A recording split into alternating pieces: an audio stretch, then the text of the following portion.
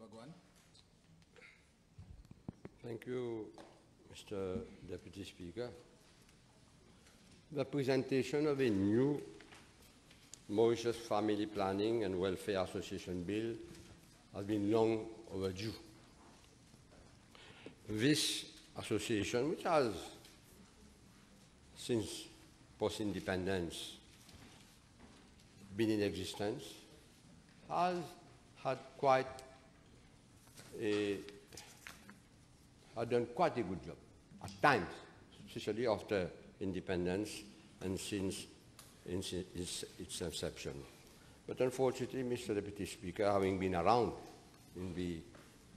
here in Parliament and having followed the association for so many years, being active in active politics and also at the local authority level, I can say for once that during the past year, especially since 2005 and even before, that association had started losing its credibility. And I'll say a few words on that.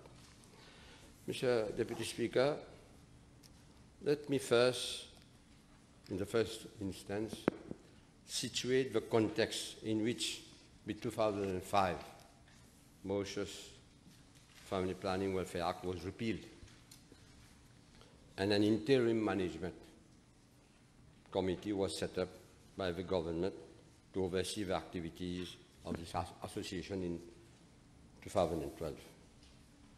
We were around, we had witnessed what has happened, and that was why government took some harsh decision. The 2005 Mauritius Family Planning and Welfare Act was repealed amidst serious structural and regulatory shortfalls and poor governance principles and practices prevailing at the associations, especially since around 2008. The processes, policies and rules that were in place to direct and control the association were flawed, fundamentally flawed, and this created a series of administrative abuses that became unbearable. Here in Parliament, questions were asked, press articles, and the whole population knew at that time what was happening in that association.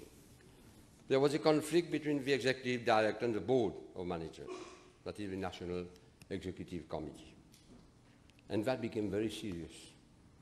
Cases of misappropriation of funds were decried.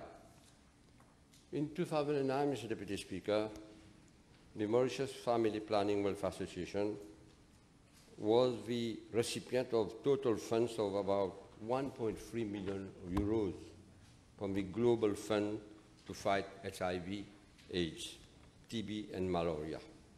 And there was an agreement signed on the 16th of October 2009 with, I still remember, at the Prime Minister's office. And after investigations, Mr. Deputy Speaker, on the way the fund was being utilized and managed by the fund, the Global Fund withdrew its funding from the association in 2010. The fund was consequently redirected by Global Fund to other NGOs in Mauritius. Likewise, the International Planned Parenthood Federation, IPPF, to which the Mauritius Family Planning Association is affiliated, threatened to suspend its funding to the association during the same period. This is history. These are things which have happened. In fact, the IPPF funding was drastically reduced over the years. And even in a letter dated 11th April 2011 to the association, the IPPF drew the attention of the association of non-compliance to the IPPF membership standards and threatened to expel, even expel, the Mauritius Family Planning Welfare Association from the IPPF membership and to report same to its funding agencies. What a shame then for Mauritius when we were taking cognizance, when we were hearing what was happening. There was a series of allegations, Mr. Deputy Speaker, and counter-allegations between the then executive director and the chairman of the NEC. And these allegations were made public, fighting publicly, and even subject to investigation by then the authorities. Mr. Deputy Speaker, it is on the basis of a series of violations of governance principles that the government then, on the advice of the IPPF, took the decision to suspend the National Executive Committee and set up an interim management committee to be chaired by a government official to oversee the whole functioning of the association in 2012 and to come up with a better legal framework ensuring good governance. Took so many years. It's unfortunate, but Mr. Deputy Speaker, we are today being asked to debate a new bill which is before us. Mieux vaut tard que jamais. The new Mauritius Family Planning Welfare Association Bill, Mr. Deputy Speaker, is supposed to set up the association on a sounder footing. However, there is no substantive change between the 2005 Act and the present bill. There are some new issues, new objects, but for me, it's a bit statu quo.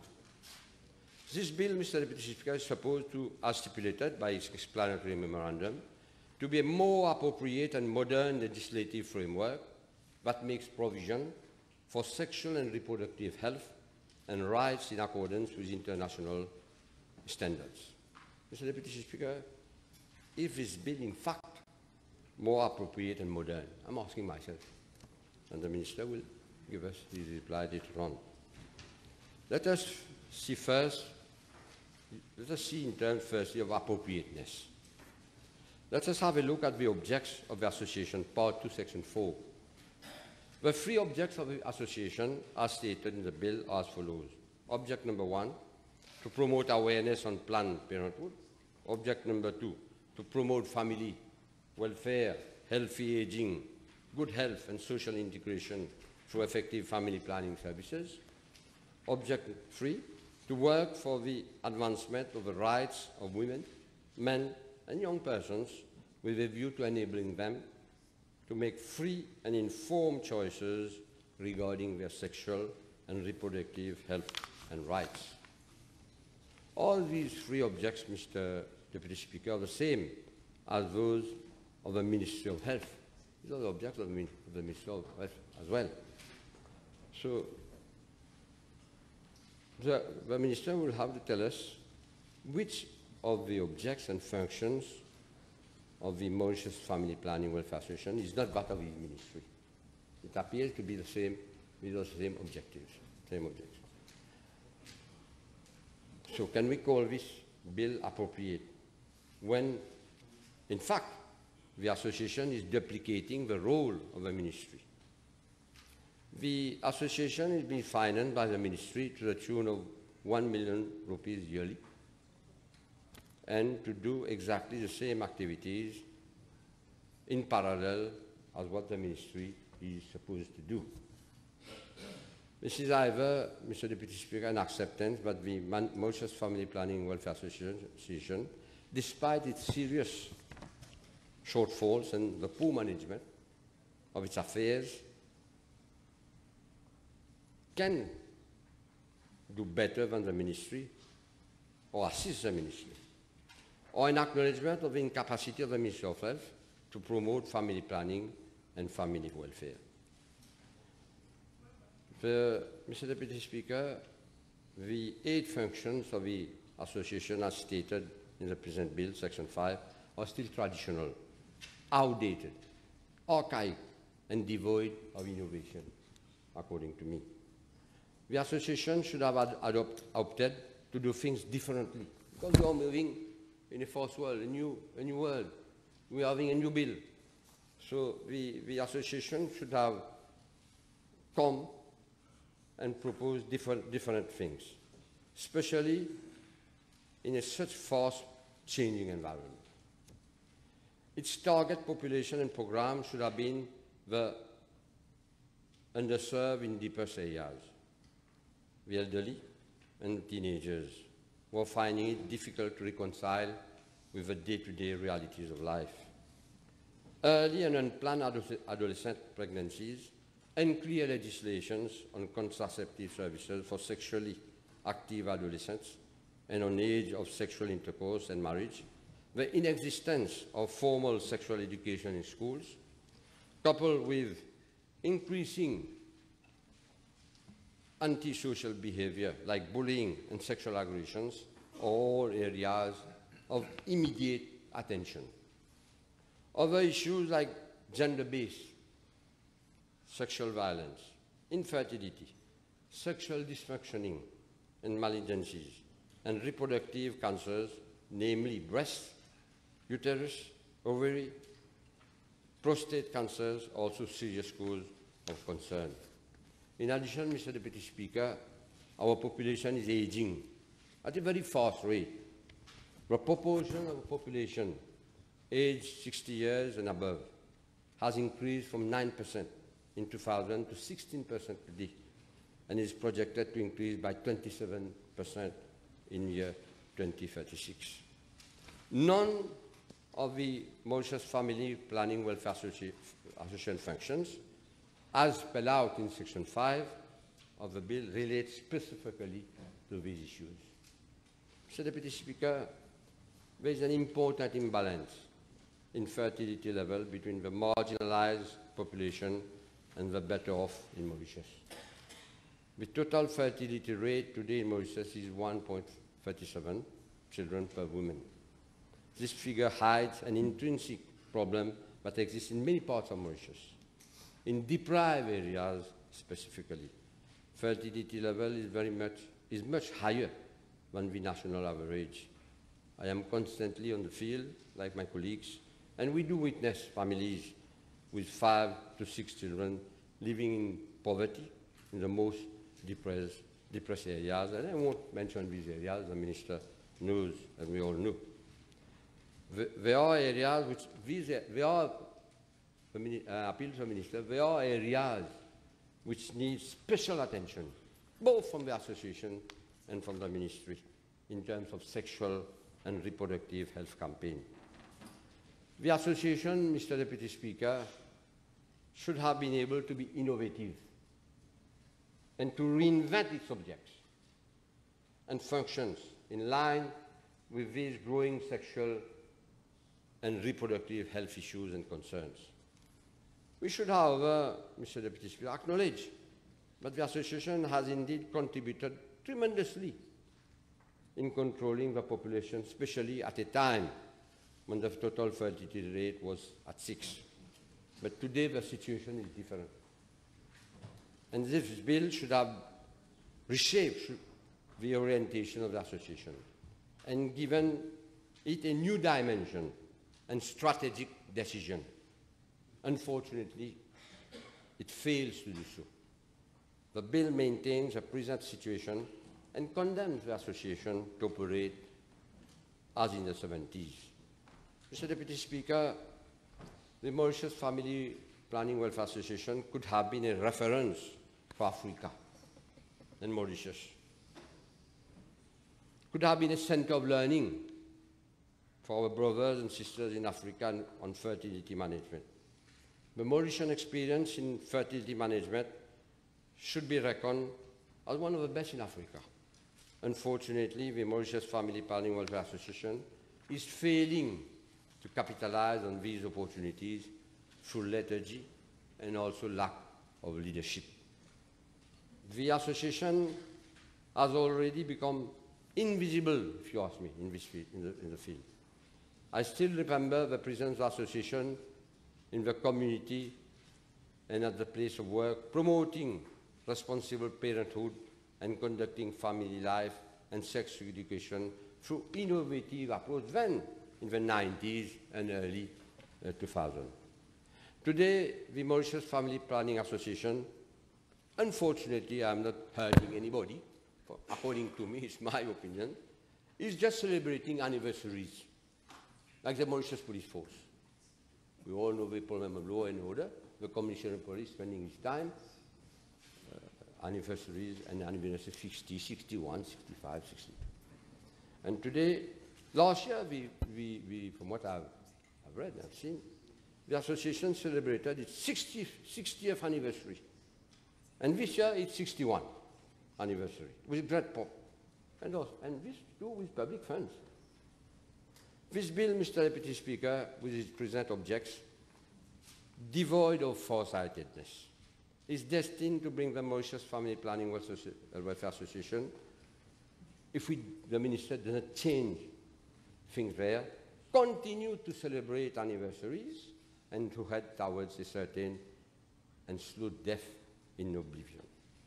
Mr. Deputy Speaker, let us now look at the administrative aspect.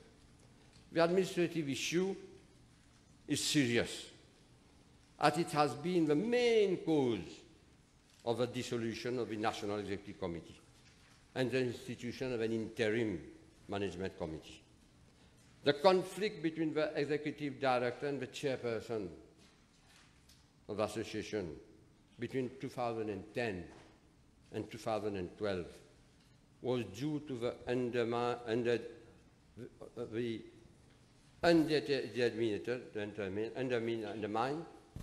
the different roles, each one trying to undermine the role of each other. The present bill at section 13 to 16 spell out the function of a National Executive Committee and those of the Executive Director, but fail to state, as in the 2000 Act, the functions of the chairperson and treasurer. We all see in parastatal bodies, we have chairpersons behaving like gods, owners of government, owners of parastatal bodies, part-time chairperson, but involving themselves in the day-to-day affairs of their parastatal bodies, government-owned companies, and even now, which is an association to be funded by public funds. In the absence of clear-cut and defined roles of these office bearers, conflict will continue to happen, and the problem of the Mauritius Family Planning Welfare Association will remain unresolved. Good governance, Mr. Deputy Speaker, entails a well-defined, transparent and accountable framework of action, with clearly labeled roles and responsibilities of all actors and a well-defined enforcement mechanism. And in the absence of these, abuse of power will persist. It is stated in section 16(1), Mr. Deputy Speaker, that the Executive Director is appointed by the National Executive Committee. In the 2005 Act, it is mentioned but at section 15B, that the NEC has the power to appoint and dismiss the Executive Director. In the present bill, surprisingly, the dismissal of the Executive Director has not been stated. In case the Executive Director is found guilty of mishandling of funds and breach of good governance principles, the NEC should be empowered, according to me, to dismiss the Executive Director. This has nothing to do with the person, or whoever he or she is, but with the institution where good governance should prevail at all times. It is noted, Mr. Deputy Speaker, that with the present bill, the functioning of the National Executive Committee has been drastically reduced compared to the 2005 Act. The number of elected members at the NEC has been reduced, and the number of the NEC meetings have been reduced from 12 to 4 yearly. This in itself reduces the importance of regular evaluation and monitoring of activities, which is very important, and is against the principle of good governance. The NEC, according to me, should be empowered to oversee continuously, permanently the activities of the association and ensure that good governance principle prevails at all levels through regular monitoring. Furthermore, Mr. Deputy Speaker, in the second schedule of this bill, related to procedure for election of members of the NEC at Section 9, concerning vote by proxy, it is stated that volunteer members of the association should apply to the Executive Director for proxy paper for election purposes. In the name of good governance and in principle of separation of powers, and as the election of the NEC members is conducted by the office, fortunately, of the Electoral Commissioner, it would be more appropriate for the latter to provide for proxy papers to the members of the for election. We better trust the Electoral Commissioner, and I hope that the Minister will come in alignment, because we have a very competent, which is well trusted by our Electoral Commissioner. I think we should give him and his office that power. This would avoid the possible interference of the Executive Director in the election procedures. This is a case where there is no supervision from the Electoral Commissioner. Mr. Deputy Speaker, let us now look at the other delegated intention of this bill, namely as a modern legislative framework. There is nothing, according to me, that makes the bill to be perceived to be modern. The demographic profile in Mauritius is fast changing, and innovative approaches are needed to address new and emerging issues. Parenthood has evolved tremendously. New technologies, the pressure of working mothers and fathers, and globalization, with its numerous challenges, have redefined parenthood. The emergence of single-parent families, adoptive families, families with same sexual orientation, and families with children from assisted procreation constitute the new challenges. These are the new challenges. Mr. Deputy Speaker, what we need is an avant-gardist approach that would address the challenges of modern parenthood. If we are aiming at transforming Mauritius to a high-income country, I certainly not pretending every day, we should provide the sophistication it entails and ensure a comprehensive, high-quality service in fertility regulation and management. Mauritius, unfortunately, Mr. Deputy Speaker, still lags behind in high-tech fertility management. And the Mauritius Family Planning Association, Welfare Association, could have been a pioneering organization in this field. Unfortunately, it misses the opportunity. Our neighboring island, Réunion, is far more advanced in the field than Mauritius, and we must learn from them. We have, I'm sure the ministry has a relationship from ministry to ministry, department to department.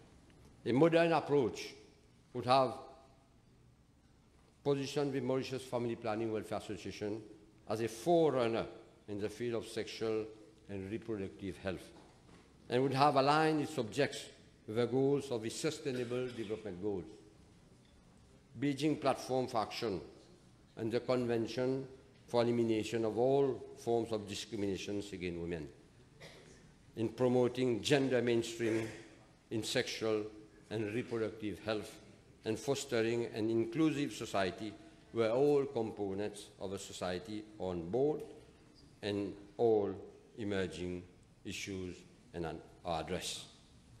It is unfortunate, je ne vais pas être méchant, it is unfortunate, Monsieur le Vice-President, to note that even the text of the bill is not gender sensitive. Section 12.1, 13.3a, B, 16a, B, C, 19.2, 21a, 29.2, to name but a few, use the word he or his to denote a member of the executive director. I hope there would be a change. This bill, Mr. Deputy Speaker, hence, is not at all an improvement over the 2000 Mauritius Family Welfare Act, and is destined to keep the status quo at the Mauritius Family Planning Association. Governance problems will persist, and I am afraid if there is no follow-up from the ministry, anarchy at the association will continue to recur. To conclude, Mr. Deputy Speaker, the Mauritius Family Planning Welfare Bill is neither appropriate nor modern and fails to serve the purpose for which the association was repealed in 2012. There are some changes, a few changes, but a modern and a new approach. The Mauritius Family Planning Association is at a standstill, and the present bill in its actual form would not bring about any change at the level association, neither at the governance level, nor at the programmatic level. Mr. Deputy Speaker, at a more holistic level, Mauritius needs a new population policy adaptive to its changing demographic and social profile. Mauritius needs a population policy that shifts emphasis from family planning to family management, with focus on improvement of lives of individuals and social development. Mr. Deputy Speaker, we would be around. We have been here for many, many years, but we will be around to evaluate the performance of the association. And I, for one, wish it succeeds, despite all the shortcomings which I have stated, and I hope that in the months to come, there will be a new approach, and all these infightings, all these bad governance we have seen over the years will be something of the past. And I wish wish well to the dedicated staff, some of it, I say some, who have been serving the association for years, not only at management level, but at the grassroots level, and those working on the field. I thank you.